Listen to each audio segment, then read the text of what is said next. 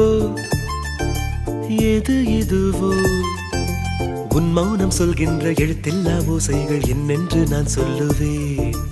இது அதுவோ இது அதுவோ சொல்லாத சொல்லுக்கு இல்லாத வார்த்தைக்கு ஏதேது அர்த்தங்களே. பெண் தோழன் நான் ஆண் தோழி நீ நட்புக்குள் நம் காதல் வாழும்.